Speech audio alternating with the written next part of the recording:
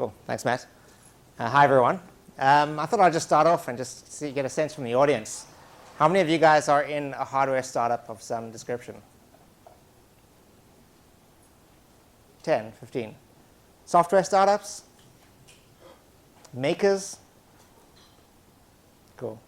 So because I was coming, I thought I wouldn't do the pitch. I'll just tell you a little bit about what we're doing at DroneDeploy with hardware. Let me first understand this hardware. So we're actually a software startup. We're one of the few companies in the drone space that actually focus on software, not hardware. We're not building drones. What we're building is software to enable people to use drones, and specifically to use them commercially. How do you actually get a drone to do work for a real estate agent or for a farmer or a construction company, things like that. And we're actually reluctant hardware manufacturers. So I thought I'd just share a couple of the learnings we've made as software guys making hardware. But before I get there, I thought I'd tell you a bit about the creation story and about why we're actually building DroneDeploy and why we have hardware. So, first question, why are we building hardware? That was our initial reaction, run away from it. We didn't want to do it. But he's running towards the cloud, so I thought it was a correct picture.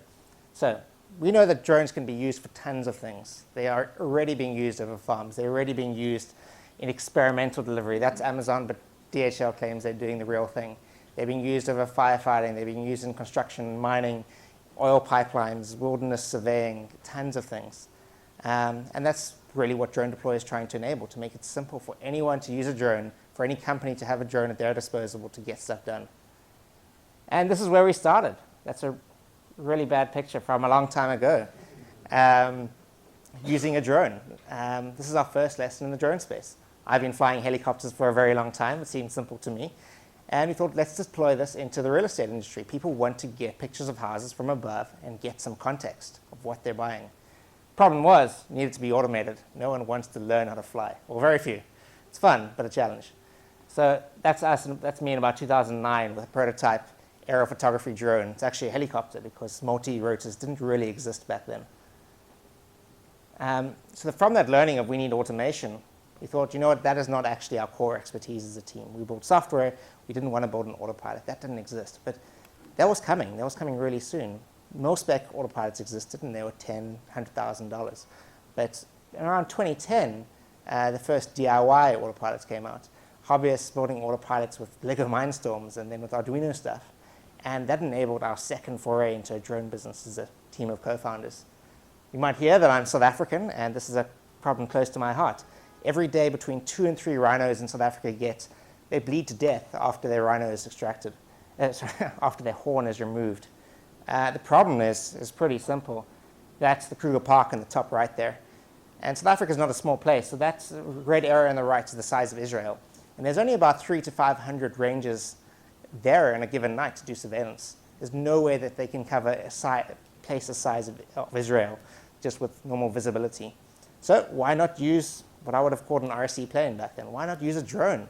They can fly over thousands of acres and provide reconnaissance for these for the rangers. But the problem was that there are a lot of deficiencies in drones. At that time, autopilots weren't quite there. But the biggest problems was that there was no simple way to deploy them. Before we actually could deploy a drone, you had to teach the ranger on the ground how to use a Windows laptop. Then teach them how to use really complicated drone software, which could manage a flight, and then teach them how to use the camera and things like that. The next problem came that there was no way to control it from long range. You had to be within a couple miles. That means there was no central command where decisions could get made.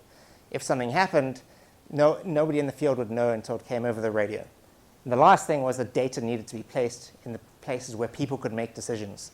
In that central command, there was a central command for the rangers, but drone data couldn't reach there. And we thought, how do we solve all of these problems? And this is kind of the process. The first step was saying, well, what else is out there? What's happening right now? This is a guy with the technology of the time looking up at this guy trying to control a drone. That was on the hobby side. On the military side, this is how drones get controlled. They're not the autonomous machines that you think they are. This, I think, is a Global Hawk cockpit sitting somewhere in Nevada in a warehouse. 4 people to control 1 drone. Not very autonomous. This is our take on those kind of things. How do we control a drone at long range? And this is for a Coast Guard mission. what we needed to do was to set up very big antennas to track it from far away. We needed one antenna for telemetry, one antenna for images, one antenna for video. It grows very rapidly. That's for one drone. Now you've got to cover 7,000 square miles. So we had to take a different approach. And what that different approach was to actually take all that hardware and put it in the drone itself. And how did we do that? Was simply by connecting that drone to the internet, getting that Internet of Drones idea. And the thing at the time, even now, there are no drones that you can buy in the market that directly connect to the internet. It's still a big problem. So we need to build that ourselves. We need to give that capability to any drone to be able to connect to the internet and give us the ability to control it from anywhere, give it unlimited range. It can be guys on the ground, but that data needs to get somewhere. That data needs to be put in a place where people can make decisions. You need the internet to be able to transfer all that data. We've started to use cellular services. You can put a tremendous amount of data through LTE, and it's actually, you've got tremendously good coverage when you put a drone up at 400 feet and above, or 100 feet and above. So what we built was cloud control for drones, and that's what DroneDeploy is, a way to control drones over the internet. That means that you can control that drone at infinite distance. You can get it to do lots of different things. That you can get that data back in real time, and you can use it for hundreds of applications. Our primary one right now is agriculture. We're building what's called NDVI maps for farmers, where the farmer can actually detect the growth rate of his crops from an infrared camera that flies over and takes hundreds of photos from different directions and produces a map a bit like this, where you can see that on the right the fields are growing a lot faster than the left, and you can see distortions within that field. And they can use that to make shapefiles to say, I want to apply fertilizer more in these sections than in those sections. They can use it to detect very early problems such as like moisture, like irrigation pipes not working, or in fact diseases. That's one of the use cases. That's one of our customers. You can use it in construction. Now for the first time, when a construction drone goes out there, what happens is they collect lots of images. It's a complicated process. It used to be a complicated process. And what is even worse was they had to take all that data from that drone, both from an SD card and by connecting the drone into a laptop, and put it through 24 hours of processing, because a laptop only has so much processing power. To make 3D models of things like this is actually incredibly mathematically intensive. Now we have the cloud. We can do this in real time, and that's a huge differentiator for us. That as that drone is flying, it can build a map of a huge area while the construction company can actually see what's happening and start evaluating what the drone can see from the air. So the slide got a bit messed up in translation.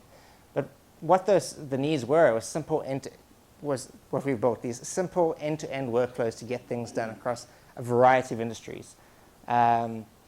We need to be able to control drones in the field, but also centrally, to be able to enable a construction company, for example, to get data from their construction site, not just at their construction site, but to head office, where architects and engineers can make decisions.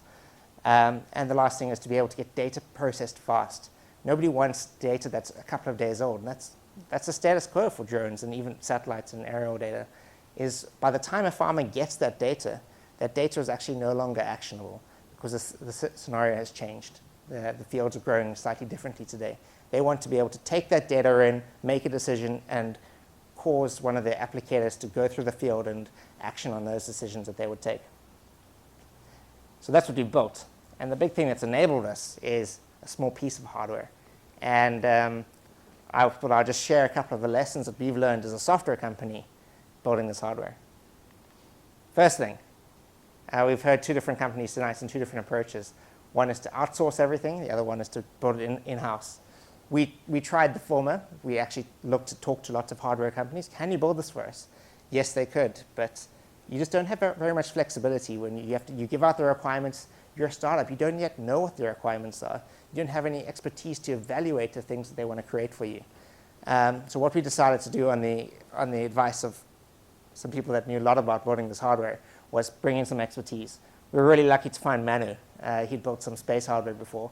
He was into drones, and he had actually done full stack electronics engineering. So get that expertise. You need it. Second thing that we learned is manufacture close. We've tried China. We've tried Santa Clara. We're in San Francisco. And it is so much easier to get things done at home, of course. It's more expensive, but it's worth it. We faced a couple of problems with dealing with China. We've had stuff made there. You get delays. Everything takes longer than in our experience, than the time frames that were given to us. We've had products not meeting the specifications that we've requested. Something is missing, or something is slightly larger or smaller. And the last thing is poor workmanship. The quality that you get in the United States is very easy to control, because you can go to that factory and say, hey, look, what's going on? You can evaluate the decisions they're making. Whereas in China, you just get the parts in the mail. They get DHL'd over, and there's nothing you can do by then. So one of the things that we've learned is to manufacture as close to home as possible for as long as you can. At some point, of course, you've got to move it outside. And we get some of our parts manufactured outside. But do it as close to home for as long as you can. Third lesson, don't touch antennas. A lot of what you guys in the room might be dealing with Internet of Things stuff. That means you need connectivity. Antennas are the hardest things to play with. We try to extract more connectivity. We wanted to get our LTE to work in slightly more places at slightly higher speed. And it was a waste of time. Don't try it. They're black magic. We've spoken to guys building iPhones and iPads, and that's actually one of the hardest parts of that process, is to design these things. No one really understands how they work, and that's what we've learned. One thing that was really interesting for us is we're software guys. We want to launch and iterate, and you can do that in hardware. We were really surprised by how fast we've been able to iterate. We're on version 4 in a couple of months. And the way to do that is to de-scope as much of that as possible. We learned to remove as many things as we could from the project and try and get solutions that existed to fulfill as many of the needs as we could. And so we only need to build very small, unique things. We're able to launch and iterate. There's lots of things that you learn through the process of giving the stuff to customers. I mean, we've talked about the pillbox at Iterating. They built a nice pillbox, and I was like, hey, this is quite cool. But only through getting feedback from their customers, they learned actually the customers wanted it to look exactly like a normal pillbox. They didn't want it to look fancy. We learned that as well with drones. Obviously, the technology needs to be as small and light as possible. We didn't start small and light. We started big. That's how you prototype. It was big and bulky and heavy. I think it was about 220 grams.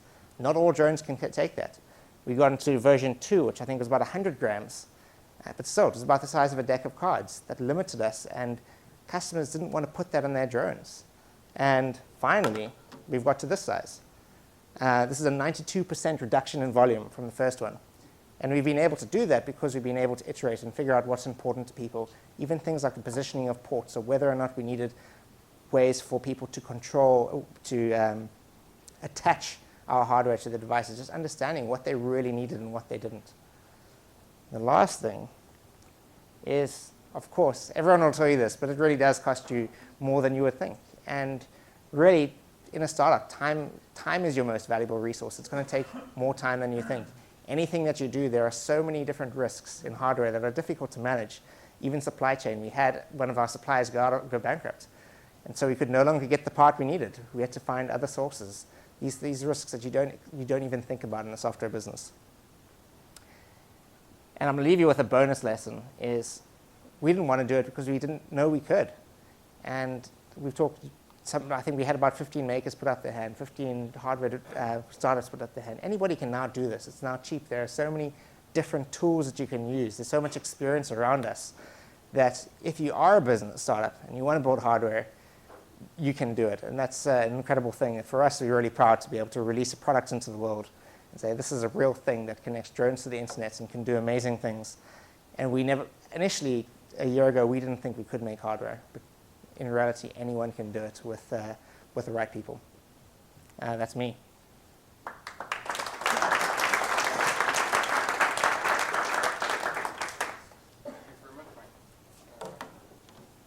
right, one question over there. Here. Jim Holland with Priscilla. Great idea. How do you manage privacy? I mean, are you taking anybody's data and managing it, or? Yeah, we do. When I flow over a schoolyard or someone's private bedroom? Yeah, we do.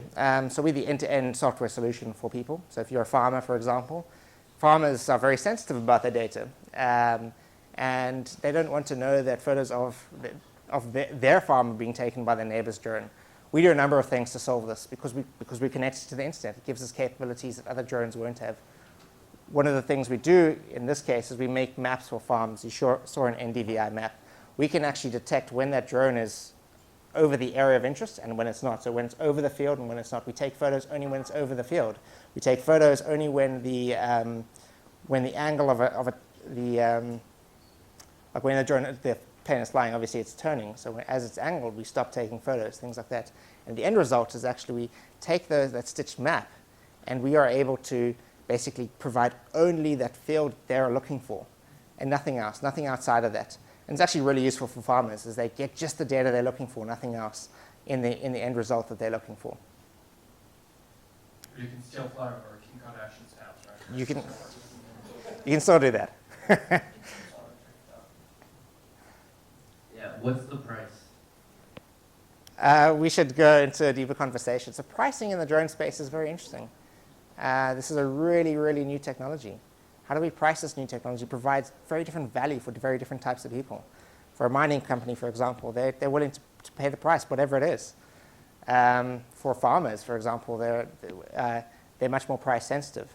For individual users that are just experimenting in the space, we've got lots of people that are hobbyists that understand construction or farming or whatever that have business intent. And all of these people we need to price differently and give them different options. But in general, we're very accessibly priced. We design for anybody to use it.